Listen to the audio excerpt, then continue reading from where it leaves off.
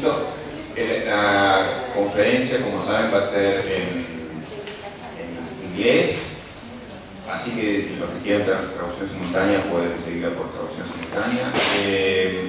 A la hora de las preguntas, pueden hacer sus preguntas en castellano o en inglés, la vamos a hacer traducir. ¿Tiene equipo de, por el caso de...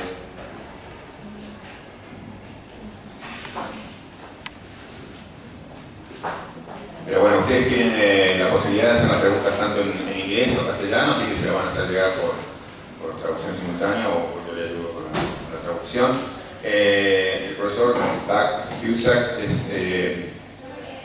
una estrella del Derecho penal contemporáneo, autor de una vasta obra. El último libro, Overcriminalization, fue traducido al castellano recientemente. Ha sido una obra que causó un enorme impacto en la comunidad académica y también creo que de eso hablar hoy en buena medida. La obra generó muchas reacciones críticas. Él va a decir en la presentación de que la mayoría lo criticaron y simplemente decían, bueno, está muy bien, pero no, lo cierto es que tuvo un impacto extraordinario y hubo algunas críticas y él está entonces en un proceso de revisión autocrítica de esa obra. Es un enorme honor tenerlo hoy acá. Le agradecemos a la universidad la posibilidad de hacer una charla aquí. Le agradecemos también especialmente a Gustavo Beale, que ha estado en los detalles de la organización, y al equipo de la Secretaría de Investigación que también nos sigue ayudando. Entonces, bueno, sin mayores prolegómenos, le voy a ir pasando la palabra al profesor. Así que bueno, espero que disfruten la conversación y que tengamos la oportunidad, luego de la charla, de la presentación, de hacer un diálogo entre todos. Gracias por estar acá.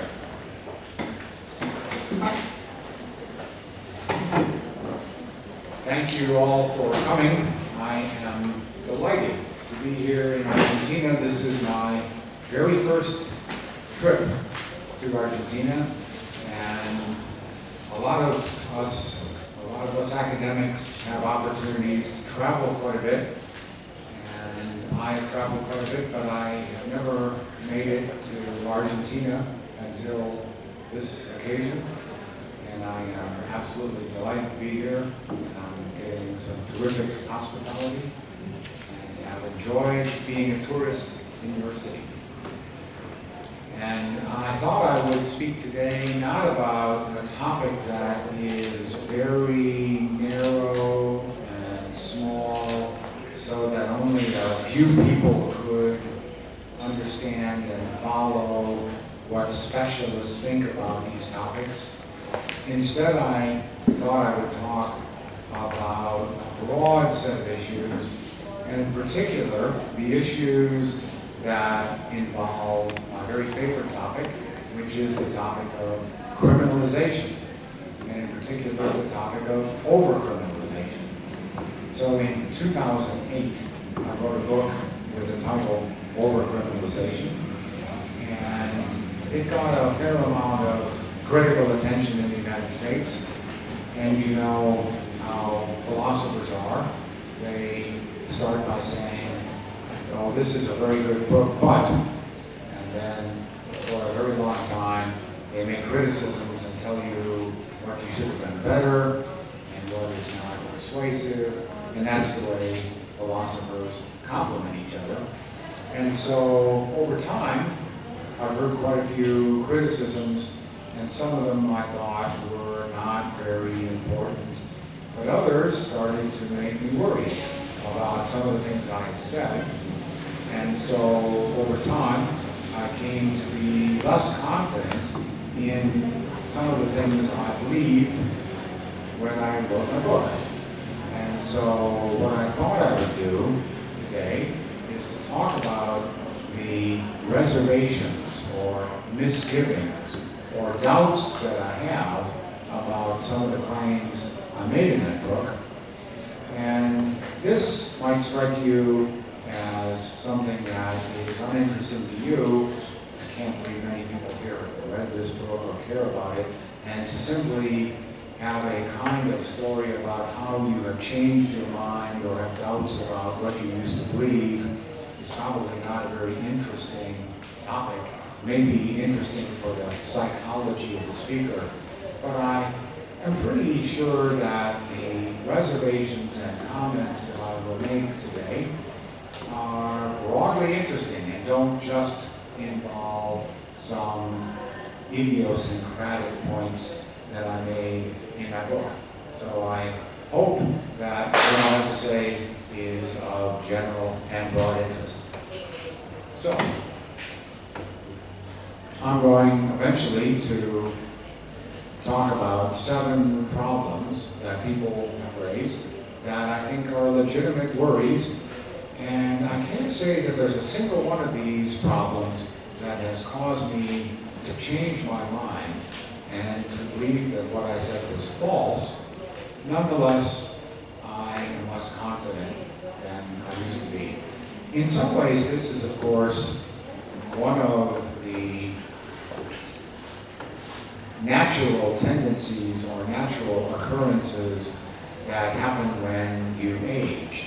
And so when I was the age of many of the people in this room, I thought I had quite a few answers to quite a few philosophical problems. And the older I get, the less confident I am about most of anything. And so in this way, maybe only in this way, I sort of feel as though I've come to resemble Socrates, who eventually felt that he didn't know anything at all. And so over time, you just come to be less certain. And so that's not an unusual trajectory for someone who has been working on a topic for a very long time. So again, I want to mention 7 different misgivings or reservations or doubts that I had about some of the things I said. But before that, I simply want to take a little bit of time to introduce the topic and say a little bit about criminalization and overcriminalization. So just a few preliminaries. I've been working in the philosophy of law and the philosophy of criminal law now for 35 years.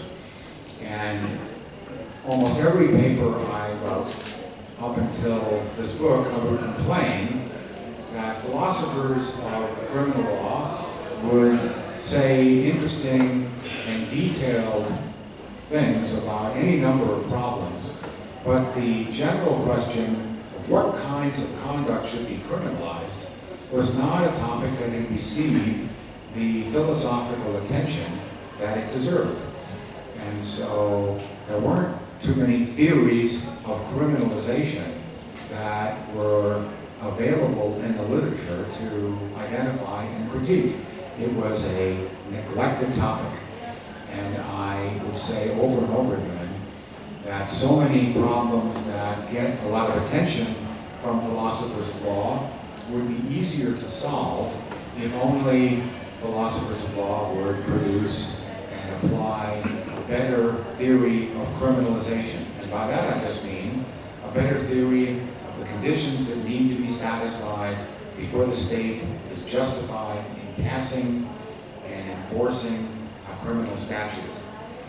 Well, though I used to make that complaint up until 2008, I no longer make it because since this book has appeared, there have been at least 6 books in the English language alone on this topic, and 2 more books are soon to appear, not to mention countless articles in journals, philosophy journals, and law journals. So the topic has really gotten a lot of attention recently, and I think that's all for the better. And it's nice to be one of the first to talk about a topic, and then everyone who writes after you has to say something favorable or unfavorable about what you've done, because after all, you went largely first. Anyway, philosophers of law then have come to believe and agree that we overcriminalize and we need a theory of criminalization to constrain and limit the scope of the criminal law. And so I think academics are largely in agreement about that. The details, of course, they disagree about, but that we need such theory desperately, I think, is something that academics agree about. And what's interesting, I think, in addition, is that this is also something that the educated public agree about. And that's an unusual phenomenon, I think, because academics often concur about something, and the public is very much in disagreement or unaware that there is a consensus among academics about something. And I could use any number of examples. Let's talk the death penalty. In the United States, few academics support the death penalty. The public still is maybe evenly divided. So the point is that the public and academics are not in agreement about a particular topic, but the topic of criminalization and the need for a theory of criminalization to constrain the scope of the criminal law is something that is widely agreed about, and it's agreed about by people who rarely agree about much of anything else. So in the United States today, as many of you know, we are living in a time when there are these very, very big political divisions. We are very politicized, and the political, what we call the political left, and the political right, Democrats and Republicans don't agree about anything, and we are in gridlock politically. One of the few things that you can find both Republicans and Democrats agreeing about is that for some time now, we in the United States have punished too many people, and we punish them too severely. And so we in the United States have a kind of epidemic of over-incarceration, like something like 2.2 million people behind bars and in prisons in the United States. And for a very long time, academics have thought this was an embarrassment. It's a disgrace. It's terrible. And finally, I think, there is some agreement among politicians that we academics have been right about this. And if the public and the so-called experts agree, then you might be optimistic that maybe something will change. On the other hand, despite this agreement, not much is changing. A little bit is changing, but I think there's room for optimism that within a reasonable period of time, there might be a substantial reduction in the size of the prison population, and that would be a wonderful thing, long overdue in the United States. And I suspect that what's true in the United States is probably true in most of the world, not all of the world maybe, but most of the world probably punishes too many people and punishes them with too much severity. And so one way to address that problem is not by no means the only way, and maybe not even the most important, but one way to make some progress with that problem is to produce a better theory of what kinds of behavior should be criminal. So there's agreement that we over-criminalize. And yet I think that the very meaning of over-criminalization is not something about which you'll get universal agreement. Some people think that over-criminalization is simply a product of the number of laws. And so we have too many laws. Now that's probably true, that we have too many laws. In fact, it's interesting that no one even in the United States is prepared to estimate how many laws we have. And that's an interesting fact of itself, that no one even knows how many laws there are. Hard to count or individuate laws. But the problem just simply isn't that we have too many laws. The problem has to do with, I think, with norms. And the problem is simply a normative problem. You can't decide whether you over-criminalize unless you have a baseline about what the appropriate amount of criminalization is. And in my judgment, the appropriate amount of criminalization isn't, well, we need 700 laws. There's no appropriate number of laws. The baseline is normative. So we punish people without sufficient reason. We punish people who have done something that shouldn't have been criminalized in the first place. And so that's what I am trying to work on in producing a theory of criminalization. Now there's also, I think, disagreement about why overcriminalization is a serious problem. And there are many reasons, actually. But the reason that I think doesn't get enough attention is the following reason. It's not simply that we punish people who shouldn't be punished. That's true, but I think a really important problem of overcriminalization has to do with how power is distributed in a criminal justice system that overcriminalizes.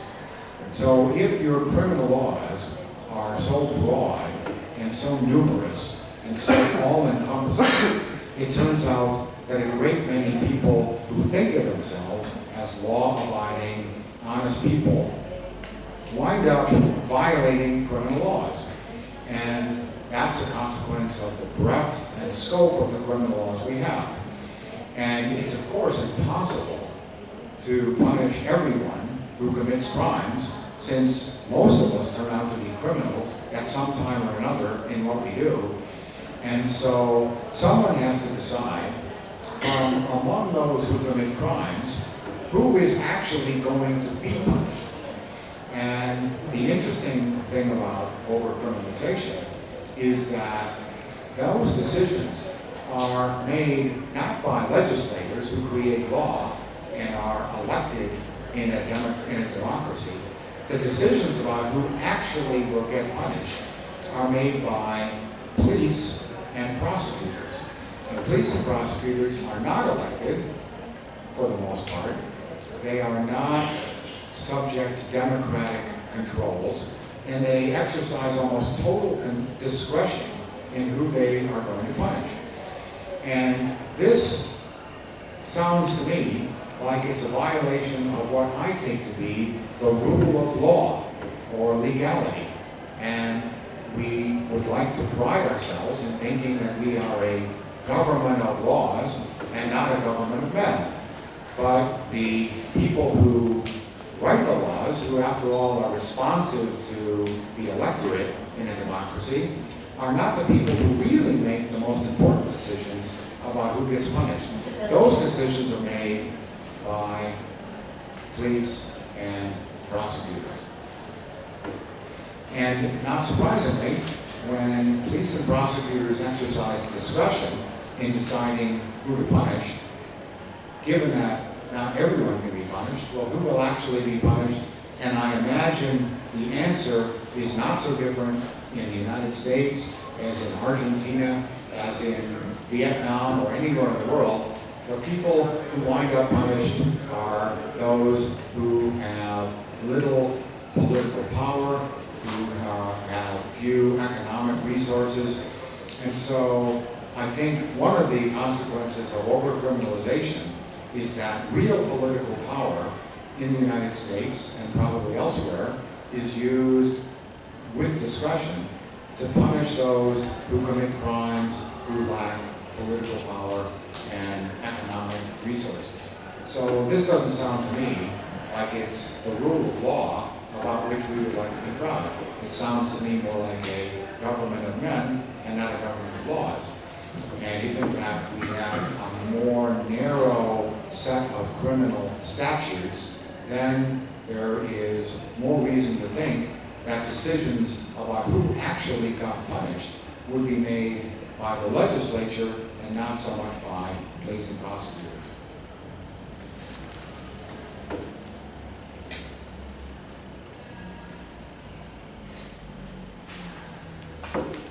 The theory of criminalization that I defended in my book consists of 7 constraints, 7 principles that need to be satisfied before a criminal law should be passed. And since I have 7 constraints, I thought I would give 7 misgivings or doubts I have about my theory. There's nothing magical about the number 7. It just is a symmetry between the principles I have and the reservations that I have. And I suppose I should summarize some of these constraints, and or not, whatever. They are both the product of moral philosophy and the product of political philosophy. They come from a theory about what kinds of behaviors are wrongful, and also from a theory about what is the legitimate function of the state in a democracy. And if you draw from both moral philosophy and political philosophy, you have some prospects of coming up with actual principles that can constrain state power. Okay, so after generating a theory, I want to mention some of the reservations I've had, and in the course of doing that, I'll say more, of course, about the theory itself, but I'm interested actually in these topics on their own merits, not so much because they're problems I've had with my own work, but they're problems that I think almost anyone will have if he thinks long and hard about the scope and limits of the criminal law. So the first of 7 worries that I have is whether it makes sense and whether it's really important to design a theory to restrict the scope of the criminal law in particular. And why a theory to limit the criminal law? The criminal law is one institution that has authority and exercises power over all of us, but a number of other institutions do so as well. Certainly civil sanctions can be every bit as detrimental to our welfare as criminal punishment. And for that matter, the private sector that decides whether we have a job and what kind of money we'll make and where we will work and when we will work, these kinds of decisions that are made also have a lot of potential to undermine our autonomy and our freedom. And so if in fact you're worried about too much criminal law because you love freedom, why single out the criminal law in particular? There are all kinds of other institutions besides criminal justice that have the effect of coercing us and getting us to do things that we may not prefer to do. So why the criminal law? And my own thoughts about this are that the criminal law is special. And by saying the criminal law is special, I don't mean, of course, to suggest that we shouldn't be also worried about civil law, or we shouldn't be worried about the private sector in a capitalist economy. Of course we should be worried about that, but there's something special about the criminal law, and what's special about the criminal law is that it subjects us to state punishment. In fact, I'm inclined to think that's a definition. That is, a law is part of the criminal law and not a part of any other system of laws if it allows the state to punish us when we violate that law. So that's what I think makes a law criminal, is that those who violate that law become eligible for punishment. And I don't mean, of course, they will be punished, but they become eligible or liable to punishment. That I take to be a definition. It can be contested, but I've never heard a better definition of what makes a law criminal. So the reason we should worry about the criminal law is because we should worry about the justification of punishment. And punishment, of course, is notoriously hard to justify. Ever since Plato, we've been trying to justify punishment, and I am pretty confident no one has succeeded. Lots of different theories out there. I know Anthony Duff was here last year. He has a theory of punishment. Most people would love to defend some kind of theory of punishment. Very contentious. And the very fact that punishment is so problematic is what makes the criminal law so problematic. By definition, again, I think punishment has two components that are very hard to justify, one of which is that punishment subjects us to what you might call hard treatment or deprivation, and another aspect of punishment is that it seems to express condemnation or stigma. And each of those components is pretty hard to justify. That is, when the state deprives us of rights we otherwise have and condemns or stigmatizes us, this is something that requires a lot of justification. And so the reason to single out the criminal law in particular as something that's worthy of a narrow focus is because of the conceptual connection between the criminal law and punishment and the difficulty of justifying punishment. But others have made me worried that we should, in trying to design a theory to limit those who would coerce us, we shouldn't focus just so narrowly on the criminal law. Let's look at other ways and other institutions that coerce us as well, and not simply isolate the criminal law. But it seems to me you can't look at everything at once. You've got to start somewhere. Criminal law is a pretty good place to start if you're worried about constraining government power and government authority. Okay, here's a second reservation that I have, and this has to do with some of the particular constraints that I argued needed to be satisfied before a particular criminal law is justified. And one of the constraints that I thought needed to be satisfied, I call a harm constraint. That is, as an approximation, the criminal law shouldn't be used unless it is somehow preventing harm.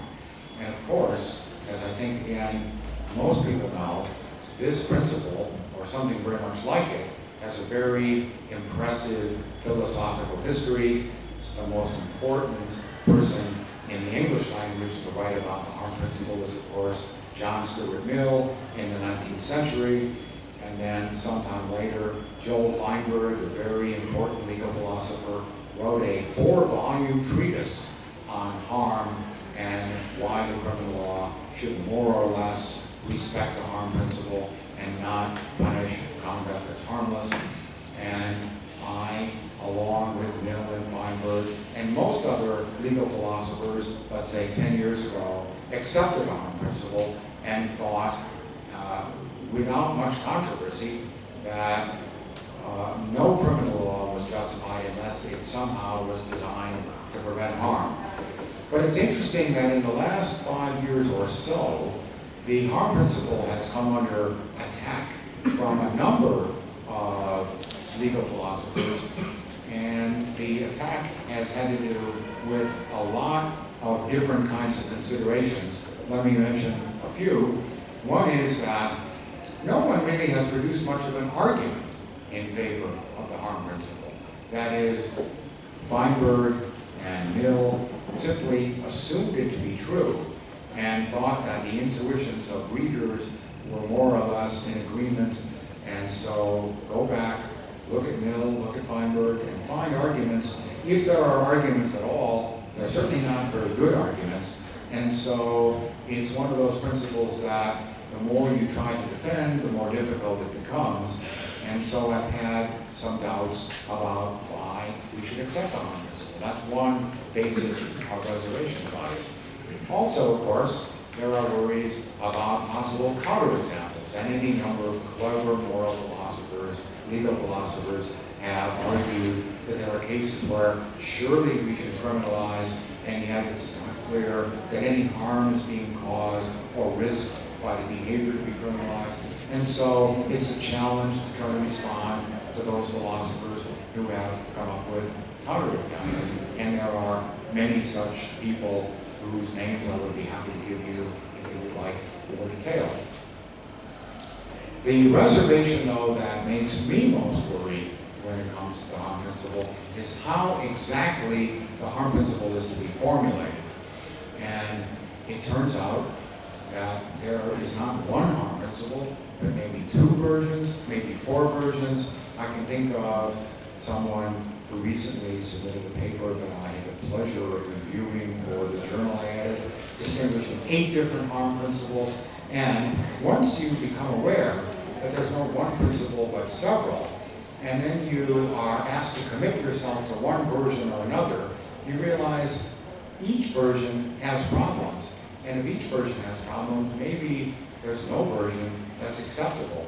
And so does the harm principle somehow limit what legislators should aim at? That is it a principle that says for a statute to be justified, the legislature that enacts that statute had better have the purpose of intending harm? Whether or not they succeed is not material. What's important instead is that that is what they take their objective to be. Or is it a principle that conduct itself that's criminalized has to be harmful or risk harm? Is that the idea? Never mind what the legislature thought. The conduct that defendants perform had better be harmful before the state is justified in punishing that conduct. Is that the idea? Or is it that a statute had better prevent harm even if the conduct that is made illegal is not itself harmful? You can think of lots of ways that statutes could prevent harm even though the conduct that they prohibit is not itself harmful. The idea might be, well, if we don't prohibit this conduct, well, then all kinds of bad things will happen that we call harms, and maybe that's a good reason to criminalize, even if the conduct itself criminalized is not harmful. So when I first became aware there were all these different versions of a harm principle, and I couldn't figure out which, if any, I thought were acceptable, I came to have doubts maybe no such principle is acceptable. Finally, another worry about harm, and this has been around for a while, is that the very concept of harm is not very clear. We use this word, or whatever the word translates into in your language, and yet it's very hard to say exactly what harm is. And the difficulty is that harm can mean almost anything that you want it to mean. Almost any state of affairs that you think is bad is something you could call harm. And so the harm principle, if it is this broad and elastic, doesn't really limit the criminal law at all. Any statute that anyone at all has ever wanted to enact can be interpreted to prevent harm. And so without a conception of what harm is, it's not clear that the harm principle is really worth preserving. And those of you who know some philosophy can be aware that there are counterfactual analyses of harm, there are temporal analyses of harm, there are normative accounts of harm, there are non-comparative accounts of harm, and again, it's not exactly clear what harm is. So for all these reasons, I'm no longer as confident as I once was that the harm principle is a principle that we should include in our theory of criminalization to narrow the scope of the criminal law. Notwithstanding all this, I still am inclined to believe a harm principle, but I'm less confident about it than I used to be. Third criticism that worries me is that one of my constraints is that the criminal law should not punish people unless they deserve punishment. And so no statute should prohibit any kind of behavior unless the people who commit that kind of behavior deserve to be punished. And so I have in a theory what I call a desert constraint. And in using what I call a desert constraint, I indicate my allegiance to a kind of school of penal philosophy that again goes back, like most everything, to Plato. The school of political philosophy with which I align myself is typically called retributivism. And I have called myself a retributivist for 25 years. And once you use that label to describe yourself for so many years, it's very hard to go back in history and change self-descriptions. But if I could go back, I wouldn't use this term to describe myself, not because I don't believe the things I used to believe when I used the word, but because the word is so confusing, and many people take retributivism to be something that I don't take it to be, and then they think that I believe things I don't believe, and they dismiss the things I think because I'm prepared to call them retributive. So again, I edit a journal, and I'll bet every 2 weeks I get a paper that someone submits that has the following kind of structure. Retributivists believe X, and X is false, clearly false. Therefore, retributivism is false.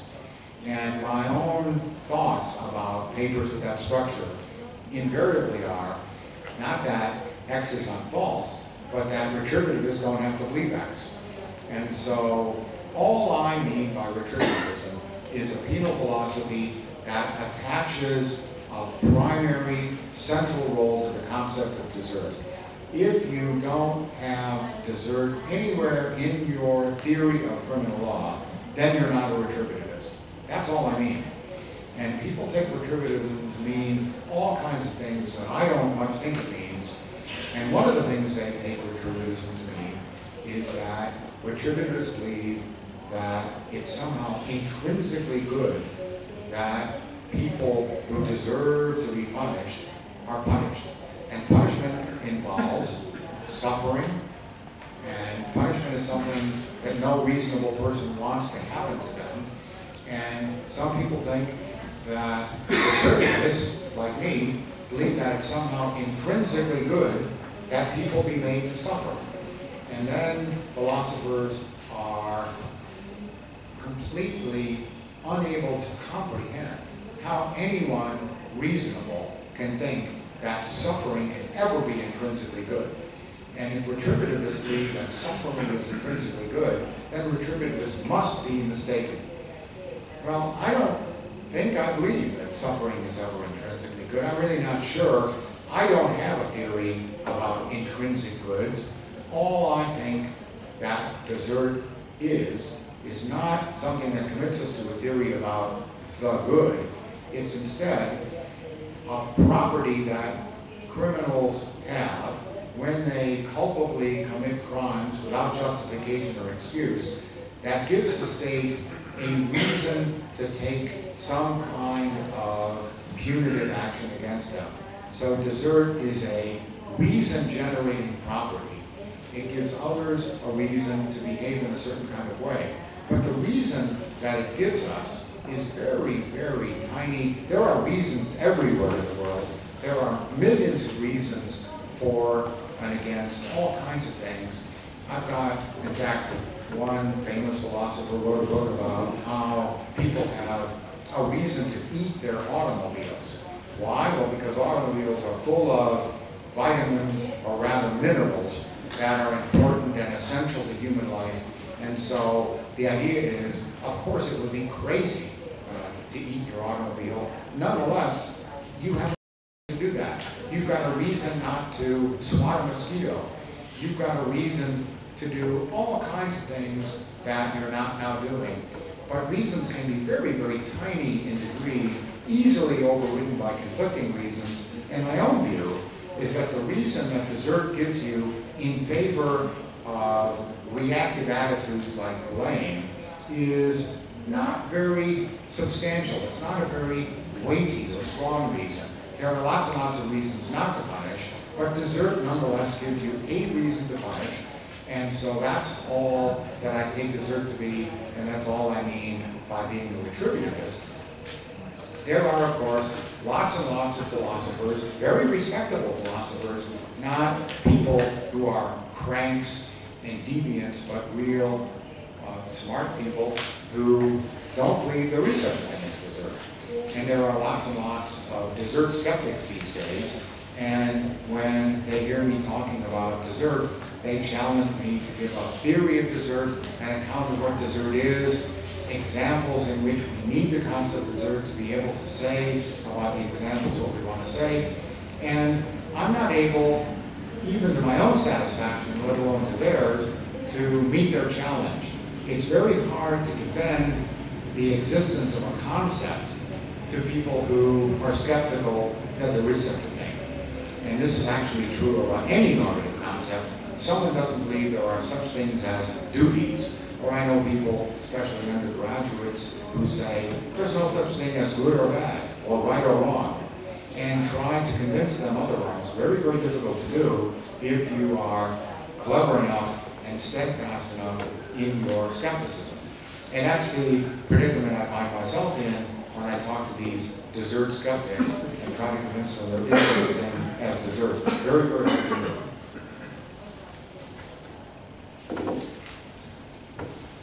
Nonetheless, I continue to believe in dessert, and there's a kind of rift between those of us who do and those who don't, very fundamental rift in philosophy of law.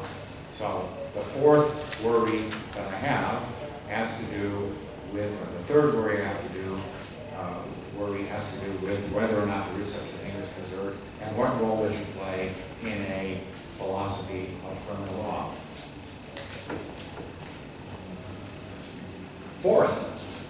My fourth reservation is that I believe that the criminal law is not simply moral philosophy adopted into the political realm, but that in order to develop a theory of criminalization, you also need a theory of state legitimacy, because punishment, or at least the kinds of punishment we're interested in, are sanctions imposed by the state.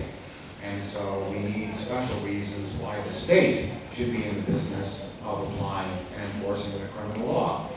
And so it's not enough to say, you've done something wrongful, you've done something impermissible. Also wonder why the state has the legitimate authority to punish or to somehow intervene when you've done something that is impermissible or wrongful. And so I have long thought, following Anthony Duff, who was here last year, that the state should punish not just wrongful behavior, but only those wrongs that are public wrongs. So like Duff, I think we need to draw a distinction between public wrongs and private wrongs.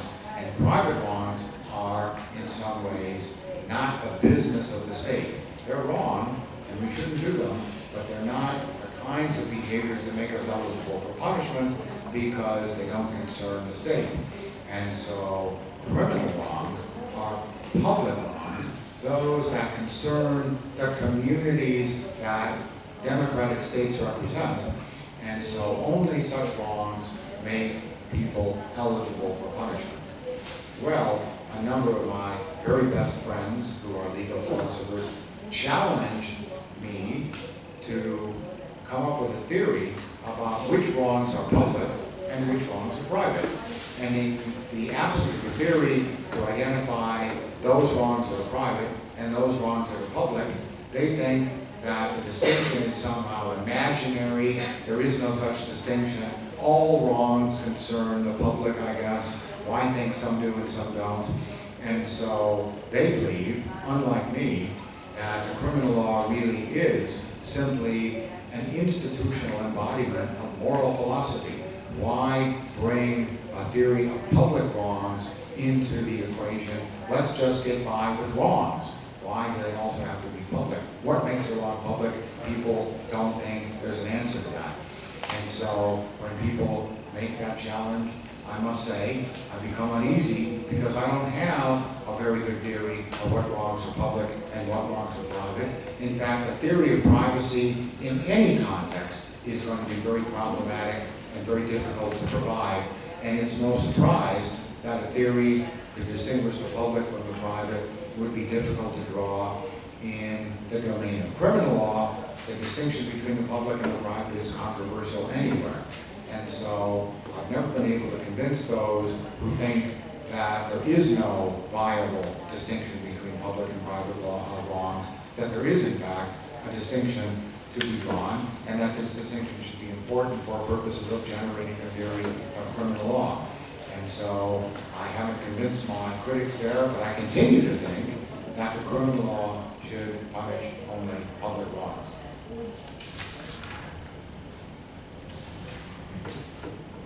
A fifth reservation has to do with a constraint that I think is the least controversial in any theory of criminal law. That is, the state should not punish conduct unless it's wrongful. And this seems to me to be a principle so basic, very difficult to defend if anyone challenges it, but fortunately not many people have. That is, if in fact someone purported to punish you, and you want to know why, what have I done wrong? And someone said, oh, you didn't do anything wrong. Nonetheless, we're going to punish you anyway, and punishment is justified. even though you didn't do anything wrong. This strikes me as bizarre. It's something out of science fiction, Kafka or something. And so I would think it's largely unproblematic to think that only wrongful conduct could be punished. Well, of course, the application of that principle turns out to be tricky when you think about offenses that are called mala prohibita. And there is a long distinction in criminal law. Some use it, some reject it, between conduct that is wrongful prior to and independent of law. You don't need the law to tell you that it's wrong to kill and that it's wrong to steal, I think, and that it's wrong to rape. You need law, though, to tell you on what side of the street to drive. You need laws to tell you about what constitutes counterfeiting. All kinds of laws seem to me to be mala prohibita. That is, they in some ways depend on law for their existence. They prohibit conduct that is not wrongful, independent of and prior to law. Now, trying to give a theory to explain why mala prohibita offenses are mala is very tricky.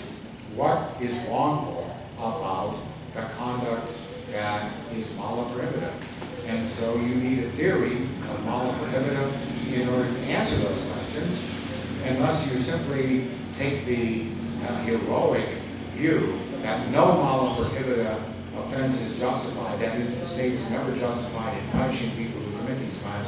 That seems to me to be a fantastic thing to believe. I don't believe it. So I want somehow to give an account of when mala prohibita behavior, that is, behavior that violates a mala prohibita statute, when such behavior is wrongful. Because unless you can show me what's wrongful about it, I don't think people should be punished when they breach those laws. So you need a theory of mala prohibita, very hard to do. I make some overtures about how that problem might be solved in the paper that I'm not reading. Some of you have it in front of you, but it's a very difficult topic, and I don't claim to have succeeded. I continue to think that many mala prohibita offenses really do prohibit wrongs, and so punishing people for violating those statutes is allowable under a wrongfulness constraint, but it's not easy to try to decide which mala prohibita are justifiable and why.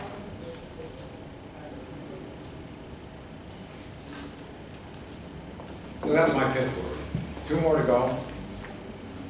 Sixth, my theory of criminalization consists in constraints.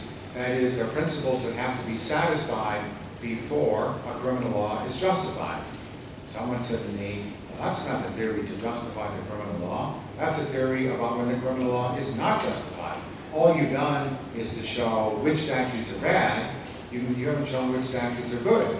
And so there are presumably kinds of behaviors that states have duties to criminalize. It's not simply enough to show that here are constraints. You've got to satisfy constraint number one, constraint number two. Once you have satisfied all those constraints, does that entail that the statute is justified? And I don't know. It seems to me that a statute that satisfies all of the constraints in a good theory of criminalization would be justified, but I recognize I didn't have an argument for that. And some people think that what is needed to supplement a theory of criminalization that consists in constraints and limiting principles is a theory that shows what kinds of offenses states have duties to criminalize, such that if we don't criminalize those behaviors, states are not doing the kinds of things that we want states to do in a democratic system. And I don't have a theory about that, and so the most uncharitable way of reading what I've done in producing a theory of constraints is that all I've done is to show that criminal laws are not justified, but I haven't really done much to show whether and under what conditions criminal laws are justified. So that's a worry. Maybe a theory of criminalization should not consist in constraints, but should be supplemented by some sort of theory about the duties of states to protect people from violence and the obvious kinds of behaviors that we want criminal laws to protect us from. Well, finally, and the the problem that I actually think is maybe the most interesting, but not one I'll talk about in great detail, has to do with the application of all of these constraints to the real world. And so philosophers love to produce theories, and I love to produce theories, but theories are only useful, it seems to me, if they tell us something we didn't already know about the world. And there are lots and lots of examples of behaviors that are criminalized in the United States and throughout much of the world in which, or about which, reasonable minds agree. I mean, there are no people out there who want to decriminalize murder and decriminalize rape, but there are people out there who want to decriminalize a lot of behaviors, and they think that these behaviors are not properly criminalized. And so, in order to show whether or not they're right or wrong, you need a theory of criminalization, and you need to be able to explain which constraints your examples of statutes you don't like, which constraints those statutes fail. And so you want to be able to apply your theory to hard cases, or cases about which reasonable minds disagree. And to my mind, in the United States, there are many such cases, but I'll just mention two in particular. There is lots of controversy in the United States. We are very polarized on this. There's lots of controversy about offenses or possible or actual offenses involving guns. So as you probably know, in the United States there are about as many guns as there are people. About 300 million guns right now in the United States. That's the best estimate I've heard, and that's roughly the population. So about 1 gun per person. And of course, it's not as though each person owns a gun. A lot of people don't own guns, and other people have 20, 30, 40, 50 guns. And so the number of guns is hardly evenly distributed throughout the population. And there just doesn't seem to be any way of bridging the political divide. It would be interesting to be able to show that a particular offense that you could create would satisfy the constraints in the theory of criminalization. And so I'm, of course, not surprisingly on the side of those who think we need more gun control than we have in the United States. And it would be nice to be able to apply a theory to show why that's so. The hardest case of all, I'm not sure it's really hard, but the last point I want to make about applying this theory has to do with its application to something that's, again, incredibly important in the United States and elsewhere, which is the topic of drugs. So again, many of you know that for a very long time in the United States, drug offenses have been driving the criminal justice system. In the federal law, more than half of all people in prison are incarcerated for drug offenses. In state law, which after all is much more important than federal law in the United States, 50 states, only 1 federal jurisdiction, we have about 18, maybe 20% of the population incarcerated for drug offenses. And it would be fascinating to take a theory of criminalization and apply it to see whether drug offenses are justifiable in principle. And I've come to the conclusion that they're not. That is, I don't think that the state should be punishing anyone for the use and possession of any drug at all that I've ever heard. That is, I can imagine a drug that the state should punish people for possessing and using, but I actually don't think that any such drugs exist. So they're the figment of philosophical imagination. Philosophers have great imaginations. And I've come to think that drug offenses are objectionable in principle. And many people believe that drug offenses are ineffective, they don't work very well, they're counterproductive, they do more harm than good. I actually believe those things are true. But what's also interesting is whether drug offenses are acceptable in principle. And I've come to the conclusion that they're not.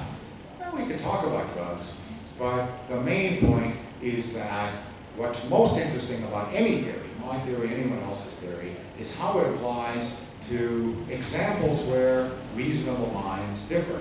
And drug offenses are, I think, the most potentially interesting place where a theory of the proper scope and limits of the criminal law should be applied. And there's tremendous controversy about how to identify and understand and apply these constraints to real cases where drug offenses are the most important such example. So I think I'll stop there. That's maybe a longer lecture than I intended to give, but I hope it gives you some idea about what kind of work I've been doing and what kind of doubts I've had about it. And there are quite a few doubts, so there should be plenty to talk about, and I look forward to your comments. Thank you so much.